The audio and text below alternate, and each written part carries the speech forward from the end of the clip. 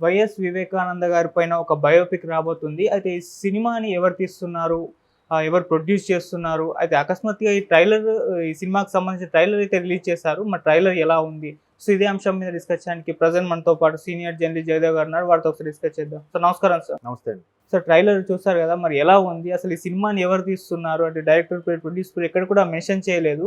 మరి ఇప్పుడు ఈ సినిమా వస్తే ఇది ఏ పార్టీ పైన ప్రభావం చూపించే ఛాన్స్ ఉందంటారు? అసలు 'వివేకం' అనే సినిమా, వివేకం అంటే నేను ఇందాకల కూడా ఒక మిత్రుడు అక్కడ అడిగారు. 'వివేకం' సినిమా ట్రైలర్ వచ్చిందంటే, 'వివేకం' ఎప్పుడో రిలీజ్ అయిపోయింది కదా అన్న. నేను అజిత్‌ది మూవీ ఉంది కదా, అదనుకోని ఎప్పుడో రిలీజ్ అయిందన్నా. కాదన్నా, వివేకానంద రెడ్డి గారి మీద 'వివేకం' అని ఒకటి తీస్తున్నారు అంటే, అవునా అని ఇప్పుడు వెంటనే ట్రైలర్ చూపించాడు. చూస్తే జెండాలు, కలర్లు అన్నీ సేము, పాత్రలు కూడా సేమ్, నిజ జీవితంలో ఉన్న పాత్రని పోలి ఉన్నాయి. బట్ ఆర్టిస్ట్ అందరూ కొత్త వాళ్ళే. అంటే కొన్ని సినిమాల్లో అది చూస్తే డబ్బింగ్ సినిమా అని, అదే ఒక వేరే లాంగ్వేజ్ సినిమాని డబ్ చేశారేమో తెలుగులో అన్నట్టుగా అనిపించింది నాకు ట్రైలర్ చూసినంతసేపు. బట్ లిప్సింక్ అంతా కూడా తెలుగు నేటివిటీవి ఉన్నాయి. మరి పాత్రలు అవి కూడా అసలు ఎప్పుడు తీశారు, ఎప్పుడు అనుకున్నారు, ఎలాగ దీన్ని మౌల్డ్ చేశారు, అసలు ఎవరిని టార్గెట్ చేశారు అంటే వాస్తవానికి ఎవరు మెచ్చుకోలు కోసం తీశారనేది కూడా నాకు అర్థం అవ్వలేదు. కాకపోతే స్టార్టింగ్ టైటిల్ చేసినప్పుడు ఇది కంప్లీట్గా సిబిఐ ఛార్జ్ షీట్ని దాఖలు చేశారు కదా, దాన్ని బేస్ చేసి తీసాము. అలాగే దస్తగిరి వాంగ్మూలం ఏదైతే ఇచ్చాడో దాన్ని బేస్ చేసి తీసాము స్క్రీన్ ప్లే అంతా కూడా అన్నట్టు ఉంది. అసలు అదే అనిపించింది, ఎప్పుడు తీశారు, ఎప్పుడు చేసేసారని. అసలు ఇప్పుడు ఇంకోటి ఏంటంటే, వైఎస్ వివేకానంద రెడ్డి గారి మరణం అనేది ఇప్పటికీ మిస్టరీయే, ఎవరికీ తెలియదు. అది మరణం అనేది తెలుసు కానీ అది మర్డరా లేదంటే నిజంగా న్యాచురల్ డెత్తా అనేది తెలియదు ఎవరికి. రకరకాల కథనాలు ఇప్పుడు ట్రోల్స్ కూడా వస్తుంటే, ఒక పెద్ద మనిషి వచ్చి హఠాత్తుగా కాలు జారి పడిపోయాడు, అందువల్ల ఇట్లా హాస్పిటల్ తరలిస్తుంటే ఆంధీవేలో చనిపోయాడు అన్నాడు ఒక పెద్ద మనిషి. అలా పడిపోయిన వెంటనే సంథింగ్ అవాక్కైనట్టుగా గుండెపోటు వచ్చి చనిపోయాడు అంటాడు ఒకడు. ఇంకా రకరకాలు. తర్వాత ఒకడు అంటాడు నిజంగా గుండెపోటుతో పడిపోతే అక్కడి నుంచి బాత్రూమ్ వరకు రక్తం మరకలు ఈడ్చుకున్నట్టుగా ఉన్నాయి అని అంటారు ఒకరు. ఇంకా రకరకాల కథనాలు. ఇంకొంతమంది అంటారు నిజంగా ఆయనది ఏమిటి, ఎవరి ఫ్యామిలీకి చెందిన వ్యక్తి, అంత బలీయమైన ఒక మాజీ ముఖ్యమంత్రి కుటుంబానికి చెందిన వ్యక్తి ప్రస్తుత ముఖ్యమంత్రికి స్వయాన బాబాయ్, అంత ఈజీగా ఎలా వదిలేస్తారు? కేవలం కోడి కత్తితో ప్రయత్నిస్తేనే వాడికి పాపం 5 ఏళ్ళ వరకు బెయిలు లేదు, శిక్ష లేదు. శిక్ష ఏంటనేది శిక్ష లేదంటే శిక్ష ఏంటంటే ఖరారు అవ్వలేదు కదా శ్రీనివాస్కి. మొన్న బెయిల్ మీద తమ్ముడు, తల్లి జైల్లో ఈయన నిరాహార దీక్ష చేస్తే కదా బెయిల్ మంజూరు చేశారు. అంతవరకు ఏమీ చేయలేదు. సో అలాగా ఇక్కడ మరి జస్ట్ హత్యా ప్రయత్నంకి అంత శిక్ష అయితే ఇక్కడ మనిషే లేరుగా, దానికి ఏంటి మరి?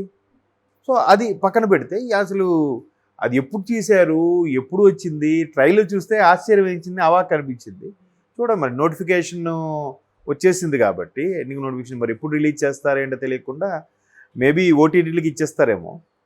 ఇది ఎవరి మీద ఫేవర్గా తీస్తారనేది ఆల్రెడీ జనాల్లో క్లారిటీ ఉంది, మనకు క్లారిటీ ఉంటుంది కదా.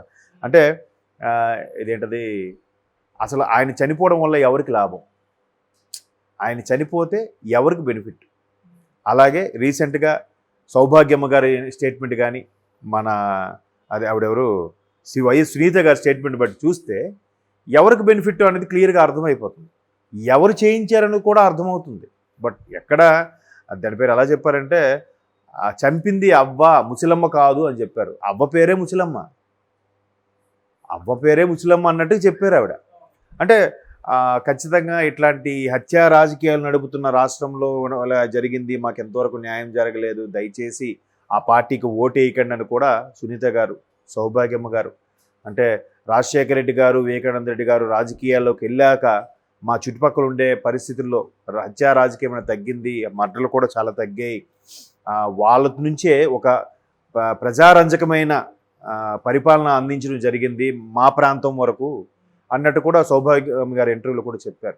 అసలు మా కుటుంబం ఎంత గౌరవం ఉండేది, ఎంత పేరు ప్రతిష్టలు పరపతి ఉండేది, మా కుటుంబం వైపు కన్నెత్తి చూడాలన్న భయపడేవారు, అలాంటిది ఆ వ్యక్తినే ఆ మనిషి ఈరోజు లేకుండా చేశారు, దీనికి కారణం ఎవరై ఉంటారో మీకు అర్థమవుతుంది అన్నట్టుగా కూడా చెప్పారు.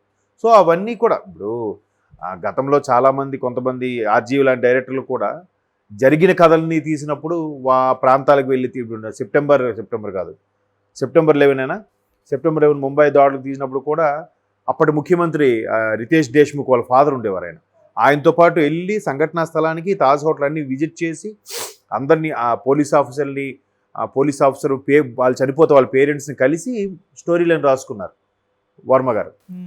అలాగే ఇప్పుడు వీళ్ళు కూడా దస్తగిరిని వాంగ్మూలం లేదంటే బాగా సన్నిహితులు కొంతమంది పేర్లు బయటికి రావు. ఎందుకంటే ఇలాగే ఒకవేళ వాళ్ళకి తెలిసినా బయట చెప్తా ఉన్నా ఏమిటంటే వాళ్ళకి ఛార్జ్ షీట్లో నేమ్ యాడ్ చేస్తారు, వాళ్ళకి దాన్ని ఏమంటారు ఎక్యూజ్డ్ కాకపోయినా విట్నెస్ కింద యాడ్ చేసినప్పుడు వాళ్ళకి మళ్ళీ థ్రెటనింగ్ అది ఉంటుంది, థ్రెటనింగ్ భయపడతారు కాబట్టి జాగ్రత్తగా వాళ్ళు బయట చెప్పడానికి భయపడతారు.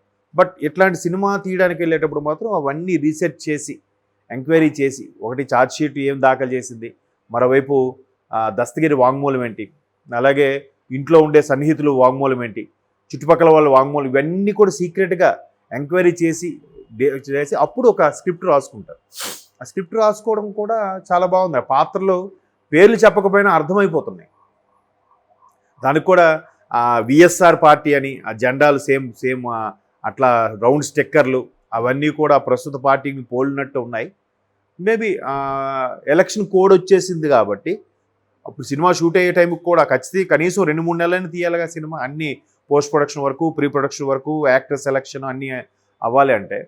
సో 2-3 నెలల ముందే తీసుంటారు. అప్పటికి ఎలక్షన్ కోడ్ అమల్లో వచ్చేస్తుంది, రిలీజ్ చేస్తే ప్రాబ్లం అవుతుందని కొంచెం పేర్లు మార్చుంటారు.